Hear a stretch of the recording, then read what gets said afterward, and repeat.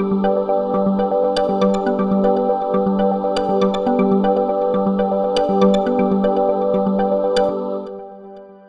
listening to Episodes, a podcast from the Cyclic Vomiting Syndrome Association. Please be aware that the content of this podcast is created for general, informational, and educational purposes only.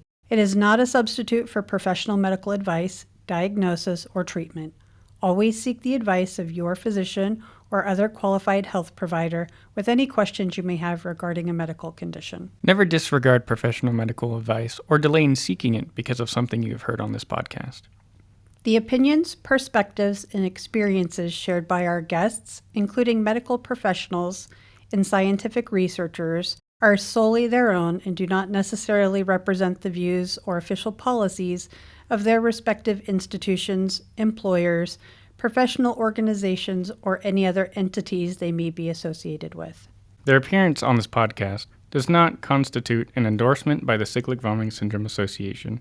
Furthermore, neither the Cyclic Vomiting Syndrome Association, its board of directors, employees, volunteers, hosts, or anyone associated with this podcast takes responsibilities for any actions or inactions on your part based on the information provided. We do not endorse or recommend any specific tests, physicians, products, procedures, opinions, or other information that may be mentioned. Welcome. Thank you for joining us today on Episodes, a podcast by the Cyclic Vomiting Syndrome Association. Each episode, we hope to bring a different CVS perspective or information about CVS that will increase awareness, spark conversations around CVS, and ultimately change the way that cyclic vomiting syndrome is seen and understood. I'm your host and the president of the Cyclic Vomiting Syndrome Association, Belinda Killian. I'm also a parent and caregiver to a person impacted by CVS. My son, Jason. Joining us today, we have Dr. Athos Bousvaros. Dr. Bousvaros has been practicing pediatric gastroenterology for over 30 years.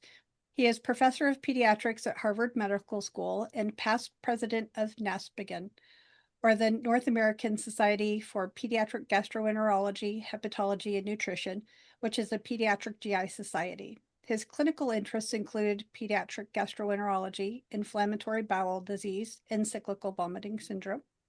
Among other interests, he enjoys jazz music and collects comic books. He has also helped develop educational comics for children, including Amy Goes Gluten-Free and JD Shapes Up. Thank you for joining us today, Dr. Bousvaros. Thank you for having me. I'd also like to mention that Dr. Bousvaros worked with CVSA to create one of our very first CVSA brochures and has been involved with CVS and CVSA for many years. But before we dive into today's conversation, I'm just learning this about you, Dr. Bousvaros. And I have to mention, my husband is also a comic collector. Okay. So can I ask what your favorite comic is? Oh gosh, I like them all, to be honest with you, but probably the Fantastic Four from the 1960s, if you had to ask. Nice, perfect. Okay. Okay, so are you Team DC or Team Marvel? I'm team both. I love them. I love them all, and even all the independents. So if it's a comic book, I'll read it. That's the bottom line. Works for me. That's Okay, great. we have a lot around here too, Yeah, so I yeah. get it. Mhm. Okay, today, if you're okay with it, I'd like to take a deeper dive into CVS or cyclical vomiting syndrome. Mhm. Could you start out with how you would explain cyclic vomiting syndrome or CVS to a patient? Sure. So the first thing I do is I talk about the criteria I use to diagnose it, which are pretty similar to what's out there in the guidelines. And there's going to be another guideline coming out on diagnosis soon. But I look for three things. The first is belly pain, nausea, or vomiting episodes that come on without any good explanation. Usually there's no good explanation, and it's hard to tell the time. And then they typically go away without any explanation. Often, there's no treatment or anything that makes them go away. They just get better on their own. So that's the first thing, these episodes that come and go away suddenly. The next thing I look for is multiple episodes that are all relatively similar, not identical, but similar. And then the third thing I look for is in between a child returns to baseline. If they have those three things and some basic tests, and we can talk about tests later, are negative, then I think they probably have cyclical vomiting syndrome. And the first thing I tell people is cyclical vomiting syndrome is not really a gut disease. It's really a variant of migraine in most cases, which means it's primarily neurologic or coming from the brain. And in fact, the brain has a center in the brainstem called the vomiting center. And that is what chemotherapy acts on. So I talk about that. And what we think in patients with cyclical vomiting, that vomiting center somehow gets activated and it generates that intense feeling of nausea and vomiting. And there are many other different kinds of weird migraines. Some people have migraines and they have visual changes. Others have migraines and they may feel faint or feel weak. Some people may have auditory hallucinations. This is just one more manifestation of what's primarily, like I said, a neurologic disease that happens to be treated by gastroenterologists. That doesn't confuse anybody at all. Right, right, right. Well, but the point is sometimes we need help. And when we have patients with cyclical vomiting that don't respond to what we know how to do, I call on my neurologist for help all the time because they manage migraine a lot more than we do. Right. And their handling of the episodic condition, right? They have a good basis in there. So I appreciate that because that is, it does need to be multidisciplinary, but Yeah, you're right. I think it needs, GI, neurology, sometimes psychology can be helpful. For some patients, dietitians can be helpful. So, yeah, I think it's always nice to have more people involved, though you don't want to confuse people. There right. typically needs to be one captain of the ship, which is usually me, at least in Boston. And, Yeah. and I like that because it does have to be a combined effort and the Yep. communication is super helpful. Yeah, we Mhm. had nutrition Yeah. involved as well. Mhm. So how would you, I guess, explain CVS to another colleague, medical professional that may not have been exposed to CVS yet? How would that vary? I would probably explain it the same way I explain it to the patient, which is exactly what I said, that this is a centrally, largely, not always, but largely a centrally mediated disease. With a colleague, though, I'm going to get more into the nuts and bolts of, all right, what things have you done thus far to exclude other potential causes of recurrent vomiting? And as you know, I'll just get back to the testing that we sometimes do. We like to do an upper GI series to make sure the stomach is in the right place and that there's no malrotation or twist in the bowel. I like to do an ultrasound to make sure there are no gallbladder problems or kidney problems. Uh, Depending on how young the patient is, I like to get blood work during an episode to make sure they don't have any rare metabolic disease. Those things are really pretty rare in older children, though. And then on occasion, I'll do an endoscopy if a child is vomiting blood or if they have a lot of belly pain. And on occasion, I'll do a brain MRI just to make sure, especially in patients that don't respond to treatment, just to make sure there's nothing up in the brain that is triggering vomiting episodes. Thank you for sharing that. I do. We get that question a lot. Mhm. Support groups, social pages, people asking what tests, right? Yeah, Because a lot of people are put through a yeah, lot of them yeah. and repeatedly. Yeah. So what I tell people about this is, there's a huge laundry list, probably about 50 conditions that can cause recurrent vomiting, but you only need to remember about 4 or 5 tests. And typically, once you've done them once, you don't necessarily need to do them again if they're normal. Now, if something changes, if someone's been stable for many, many years and all of a sudden say they're losing weight or they're vomiting blood, well, then you might need to repeat something. But for the most part, typically I do my testing at the very beginning, but the diagnosis is not made with testing. Testing is used to exclude other conditions. The diagnosis is made on the history. Right. Right. Mhm. So as a caregiver, Took me a very long time to really understand or focus on the syndrome aspect of cyclic vomiting syndrome. We went looking for a diagnosis through a very long trial and error process of finding the right medications that would work to treat Jason CVS. So, hoping to talk a little bit more about that. There are different terms that are used: disorder, syndrome, disease, condition. What does syndrome mean in medical terms? Oh boy, I should have looked that up on Wikipedia before I answered, but I'm gonna give you my perspective on that, okay? A disease, I'll just use it to contrast to a disease. A disease is typically a something that you can identify objectively. So, for example, upper respiratory infection, it has certain symptoms, runny nose, obviously cough. If you look in the nose, it's red. Pneumonia, obviously, there's a finding on chest x-ray. Heart attack, you can actually identify on blood work or on other things. All those things I consider diseases. A syndrome is more a constellation of symptoms, is the way I look at it. So, probably the best described syndrome, at least in gastroenterology, is something we call irritable bowel syndrome. 10% of American adults have irritable bowel syndrome. And that is typically characterized by two main symptoms. One is abdominal pain, typically very crampy, okay? And an alteration in bowel habits, either constipation or diarrhea. And if you have those two things, and then again, your evaluation and group of tests that's needed to be done is normal, then you're classified as irritable bowel syndrome. Okay. Similarly, cyclical vomiting is a constellation of symptoms, and you know what they are. Sometimes they're headache. Often it's intense nausea that leads to vomiting. Often kids like to be left alone and be in a dark room until this is over. And then again, sometimes there are triggers, be they fever, be they stress, or something like that.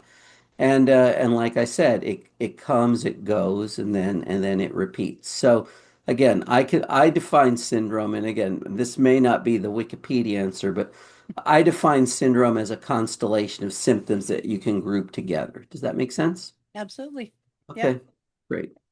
I'm just helping everybody else try and bring Yeah. that together, right? It is because it's, the syndrome part for us came in, very much later. It wasn't something we recognized until well beyond the diagnosis and finding the medications that worked. So, I will say it's tricky too because it's not uncommon for there to be a delay in diagnosis in this condition. I mean, typically child comes in with vomiting. What's the first thing you're going to think of? They have a stomach virus, okay? Well, they come in again 3 months later. Okay, they're just unlucky. They have a second stomach virus. Well, how many do you need to have before you say, okay, it's not just a stomach virus? To me, more than two, I think you really have to think about something else. Or if there are other things in the history, like if a parent had cyclical vomiting or if a parent had migraine, they might tip you to that diagnosis even earlier. But, I personally think the hardest part about this is someone to think about the diagnosis and then getting them to the right person that knows how to take care of it. yes, Yeah. I Mhm. completely agree with that. Mhm. But yeah, it's I find at least for us, our experience is when we kept going in and we were told it's the flu, it's the flu, it's the flu. I'm like, he just had the flu 2 weeks ago, right? He just had the flu 2 weeks ago. We just kept telling him that. And every time they'd just be like, well, there's hundreds of strains of the flu. And it was to me, I'm like, looking back, it was very cut and dry. It was every 2 weeks he was vomiting, right? He would be fine for 2 weeks, vomit for 2 weeks. And we just kept going back in, and it's the flu, it's the flu.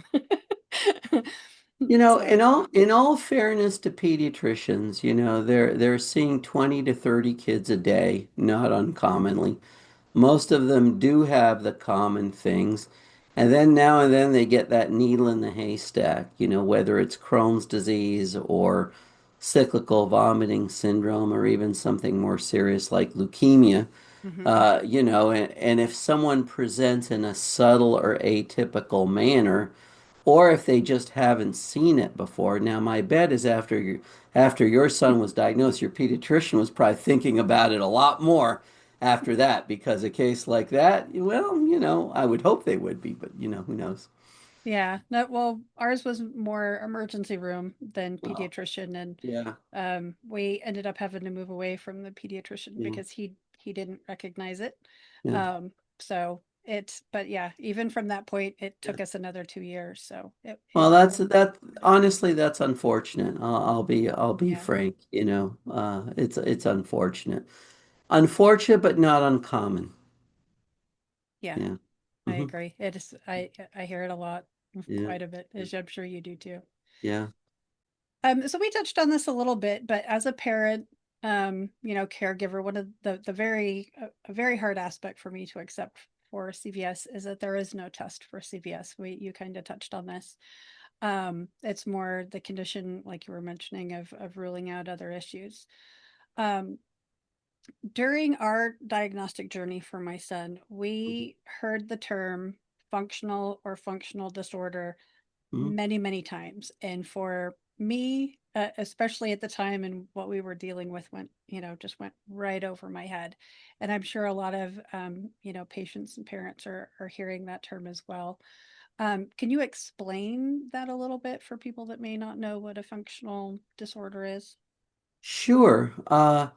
It is a word we use commonly, at least in gastroenterology, and whenever I use it, I always do like to take the time to explain it so that people really understands what it means. I also will Awesome. say that the term functional is now being replaced by another term, which I'll keep you in suspense, and we'll get to that in a little bit, okay? Okay. So the way I look at things in terms of causing GI symptoms, I look at three possibilities. One is you've got something anatomic going on, something you can see on an X-ray or a CAT scan, a gallstone, a kidney stone, an inflamed pancreas, or something like that. Okay. Mhm. So those are your anatomic disorders. The second group of disorders we see are inflammatory disorders. This is typically where the lining of the stomach or the intestine is inflamed. And by inflamed, I mean kind of sore, red. There might be ulcers. Uh, it's swollen. And again, that's something you can typically see either with an endoscope or on blood work or on biopsy. So the classic findings from a GI perspective there are Crohn's disease, ulcerative colitis, and celiac disease. There are many others, but those are probably the three most common. Also ulcers, Helicobacter, which is a bacteria. So we've got anatomic and we've got inflammatory. The third group of conditions, which is actually probably the most common thing we see, are what we call functional conditions. And functional conditions, basically, the lining of the stomach is fine. When you do an endoscopy, it looks fine. X-rays often look fine. Even when you take a pinch of tissue, a biopsy to look under the microscope, that all looks fine. However, the intestine functions differently, okay? And the functional aspect can have two components. One is a motor aspect.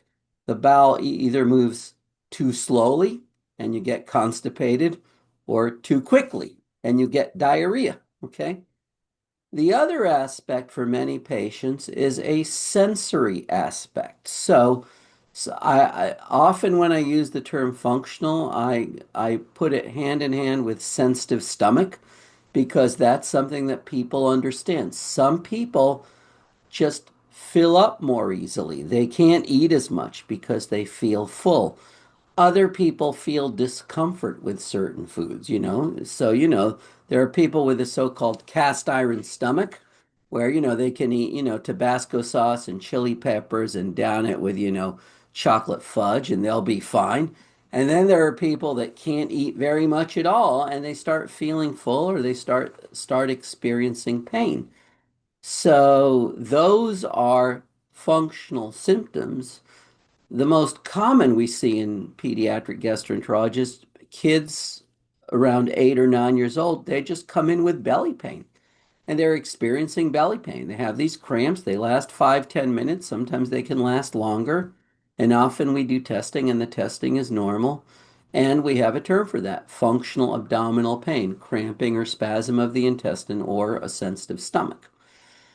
So CVS is functional in that way, okay, but it's a little different from the others. So when I talked about sensitive stomach here, I was talking about the stomach nerves transmitting pain signals up to the brain, from the stomach up to the brain. In CVS, it's a different kind of scenario because the vomiting signals are going downward from the brain to the belly. Does that make sense? Yep. Hmm. Now, increasingly, we're getting away from the term functional disease, though we still use it. I still like it.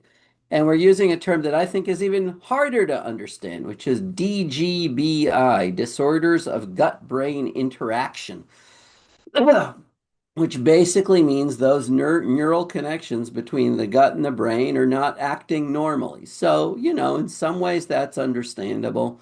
But I don't know. I guess I like sensitive stomach the best, then functional, and then DGB. I think DGBI sounds too complicated to me.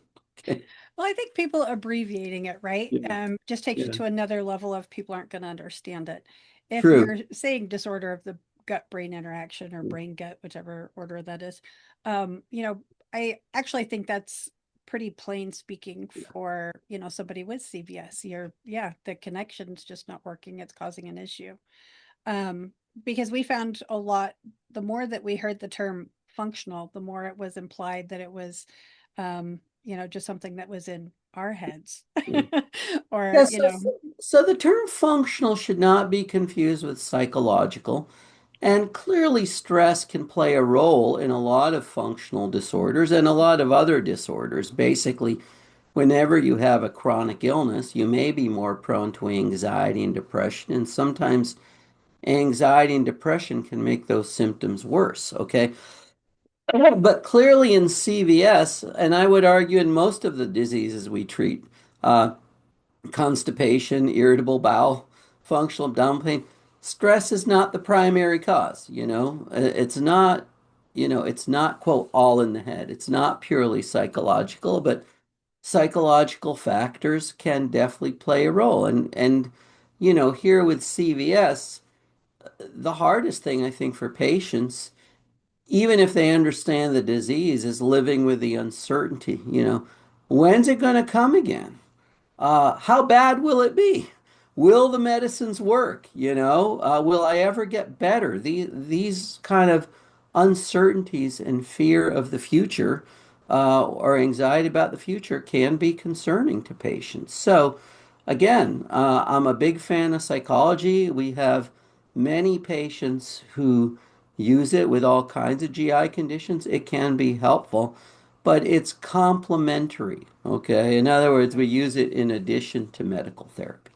right, just well, and it was explained to us as because we did a whole bunch of therapy things, and it Mhm. was really more about dealing with the issues that come with having a chronic illness, right? And being able to sort that kind of stuff out because there's a lot that goes on, and I agree with you 100% on you know having the complementary portion of it, and that the stress and uncertainty of your next episode, what's, if it's going to work, what's going to happen, because we were always worried about that, right? It adds to the cycle of CVS because when you're not having one, you're anticipating one, and that just makes it that much harder, right? Because you don't know if you're going to have issues when you go to the emergency room. You don't know if you're going to get the medication in time, and you add anything like traveling into that and it's even worse. um, and we dealt with that, I feel like, pretty well. Once we started getting stuff under control, it was, I don't want to worry about it, I don't want to think about it, I don't want you to think about it. We know what we're going to do. Once we had direct admit, right? Our doctor did direct admit. Um, that was something that's like after 7 days of him being sick, there was an automatic direct admit for him to go in. And that took a big amount of pressure off of anticipating what would come next when we were dealing with that. So it helped. The more we could just go, we know what's going to happen, we know how we're going to handle it. It would limit more and more of that stress. So you brought up a great point that I want to get back to, which is what can the doctor do to help? Yeah, and I think that, obviously we want to get the disease under control, and I'm assuming we'll be talking about that later on, but I will say that for very often the best way in chronic illness to reduce stress is to get a patient feeling physically better. Once they feel physically better, then often the mental health piece will fall into line, and it'll become easier to treat and things will get better. But the other thing I think you mentioned was around the uncertainty of what to do when there's an episode. And this is something I think physicians can do to prepare patients. So, one of the things I often do with my CVS patients, first of all, when I see them in the clinic, they get a hard copy of the note so that they have that, so that when they go to emergency department, they can just say, "This is what I've got. Here it is. Read this." But the other thing I do, especially for those that are emergency room visitors, which some are, is I try to kind of leave a recipe, Step one, put in an IV, draw these bloods. Step two, write for IV fluids at this dose. Step three, IV Zofran. I often will ask the patient what antiemetics work for you. For some, it's Zofran. For some, it's a Prepotent. For others, it's Benadryl. For others, it's Ativan. For some patients, some of these medicines have paradoxical effects, and you don't want to give them because, they'll make a child even worse. So, figuring out with the parent what has worked in the past, putting that down in writing so that they know. And I think a big one too is sometimes I just have to put it on the note. Do not send this patient home, okay? Because sometimes, they give a little IV fluid and they assume it's a virus or something else, and they send them home, and then 8 hours later they're back. Whereas, no, that's not what you do. You bring them in the hospital and just let it run its course, give the IV fluid so that you don't have all the back and forth. That's really important. So the doctor can play a role in reducing uncertainty, not just for the patient, but also for the patient, the physicians, or the caretakers in that hospital that may not be as familiar with the condition. Right. I love that. That's something that we always, try and share with people. Yes, have your doctor print you your, as you call it, a recipe, but your protocol that you can take to the emergency room. Have it on the letterhead. If it's possible, get it into their electronic health record, because all of that can help. And really, as a parent who's had to argue through them not wanting to use that in the emergency room, I also have them document it in discharge papers. Okay, it has to, if you want to discharge them, then you need to put on there that you refused to use a known protocol that worked for him. And that way I have a little bit more leverage when I go back to the emergency room or department head or, whatever I'm going to go argue, because I will go argue. We're trying to make it easy I, for everybody. I would hope most doctors have the common sense to listen to parents. I mean, I can't say everybody does, but I would hope most of them do. I will say there's no substitute for a piece of paper in my perspective.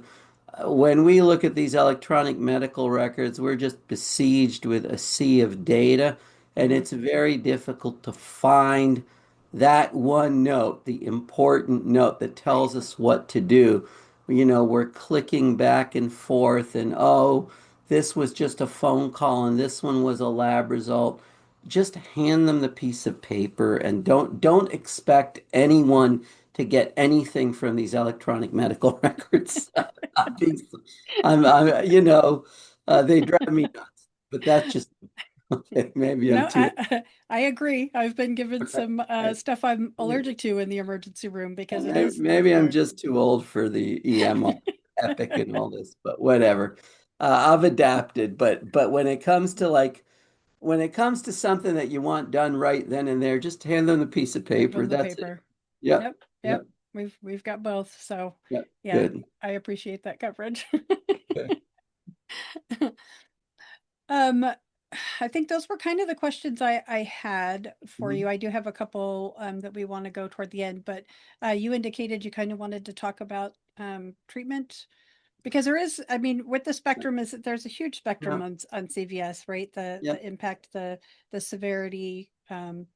So we could go into that a little bit if you'd Well, like. I mean, I think I should just call out the people in Milwaukee who have done a lot of the very best work on cyclical vomiting syndrome. So just going back through history a little bit, Dr. Bealey back in the 90s was really the person who said, I want to understand this disease better and I would like to demystify it for people, and really did the first studies. Many of us were treating it, kind of knew about it, but he was the first guy to really say, I want to educate everyone about this. I want this to be my career. And in 2007, he was the lead author on the very first guideline on managing cyclical vomiting syndrome.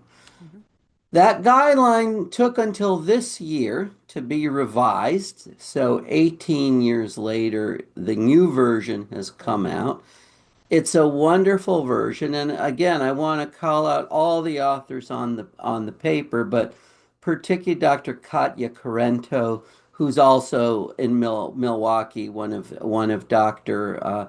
Lee's proteges. Okay, and also Dr. Venkatesan, who's the adult equivalent of Dr. Lee, also out of there. So Milwaukee and Children's Hospital, Medical College of Wisconsin has kind of, I think, led the way, even though I'm at Harvard, I have to give them the kudos in terms of all the work they've done.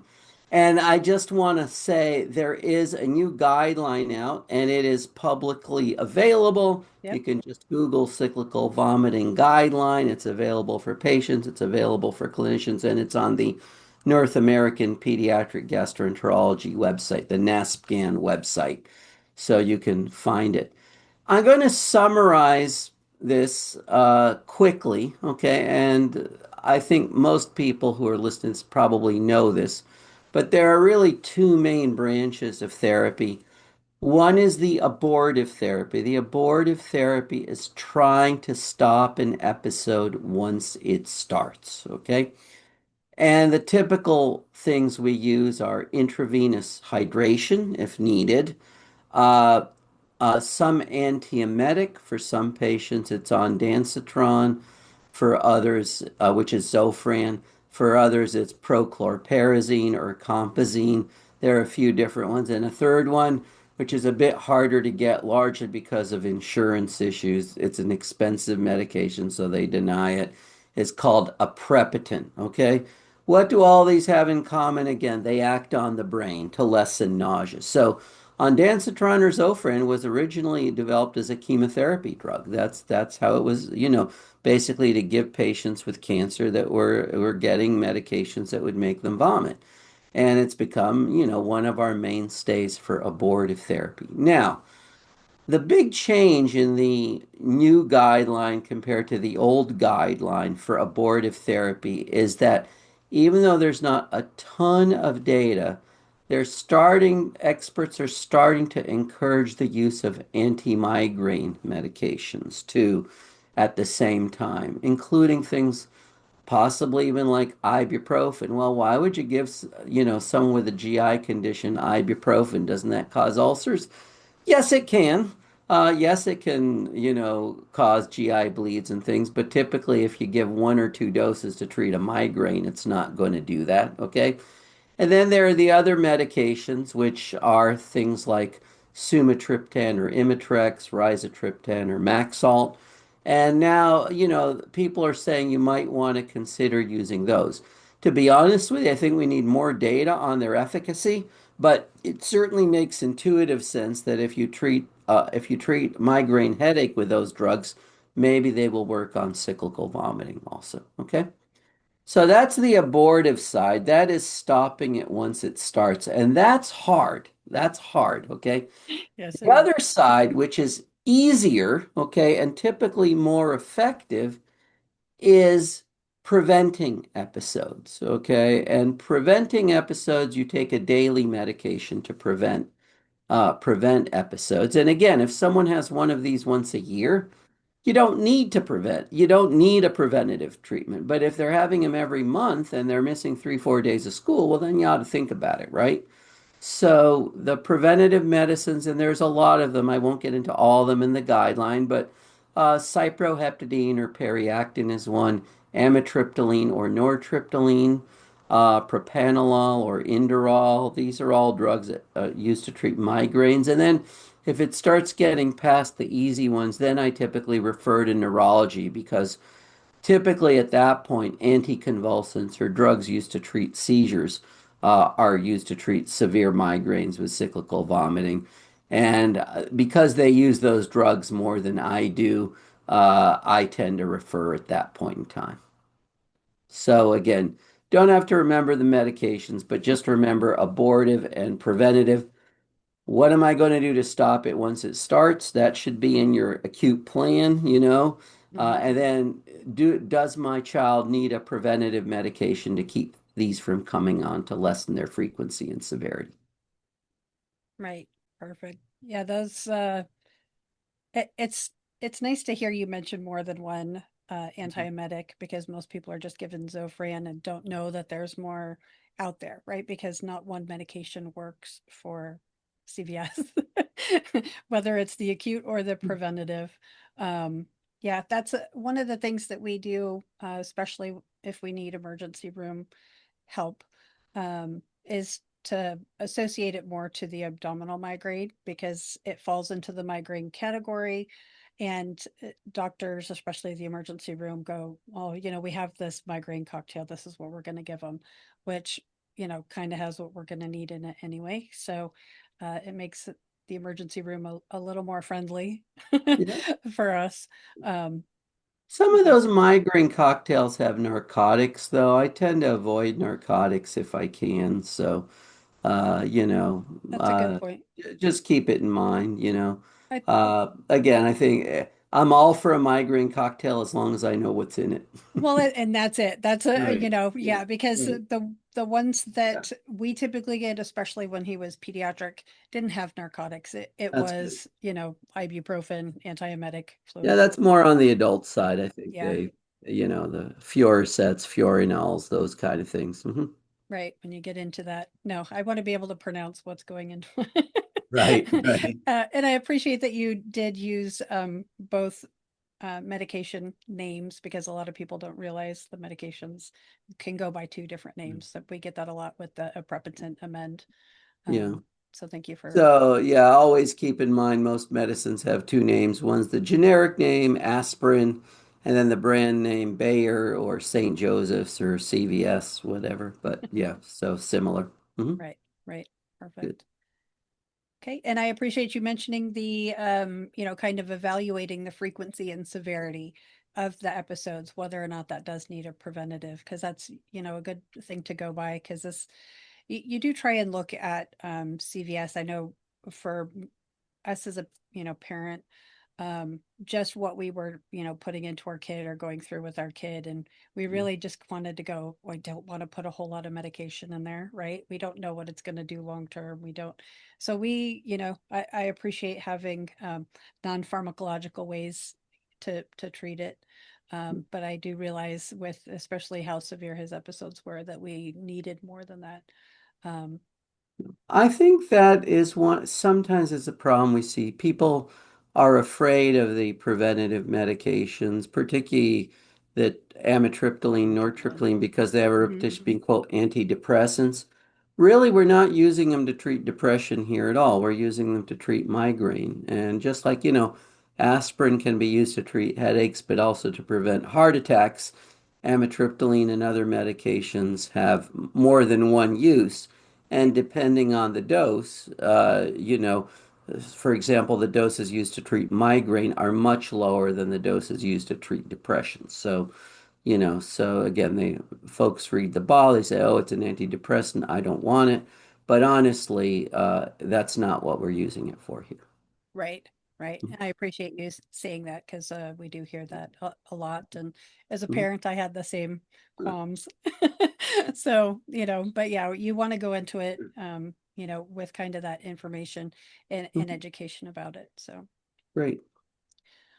all right. Okay. Did you have anything else you wanted to drop in there before we move No, I into think wrap I've up? gotten everything. Happy if there are any residual questions, I'm happy to answer them, but I think I've covered everything. I Yeah. think what I will say is that especially for parents of children, uh, pediatric gastroenterologists, many of them have some degree of familiarity with this condition. I saw a second opinion yesterday that was referred by another pediatric gastroenterologist, and honestly, the evaluation, the management was fine. It was done perfectly. It just that the child hadn't responded. So again, I can't speak for every pediatric gastroenterologist, but I will say that many of them are more comfortable with this.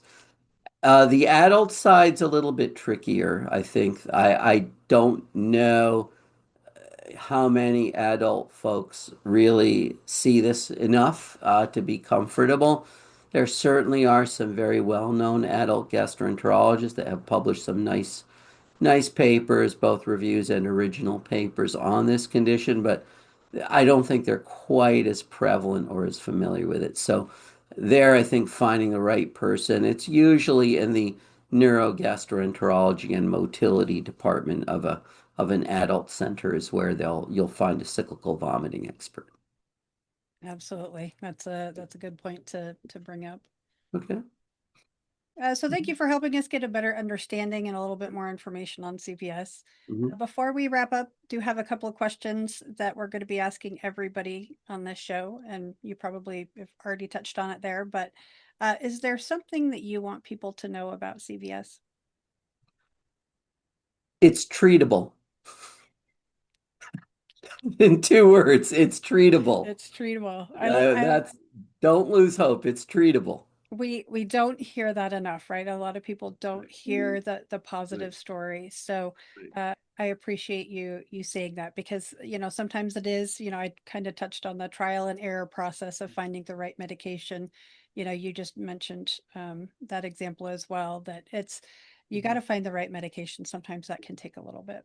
I will also say not every child that vomits or that has belly pain has CVS. CVS is one of the rarer conditions we see. We see a lot more common things, as you mentioned, the functional abdominal pain or DGBI, dyspepsia, rumination, lots of different things, gastritis. So again, CVS is rare, but it can be largely diagnosed based on the history, as I said before. Okay. Perfect. Okay. And then as part of a campaign that CVSA has been doing for a couple of years, if you could describe CVS in one word, what would it be?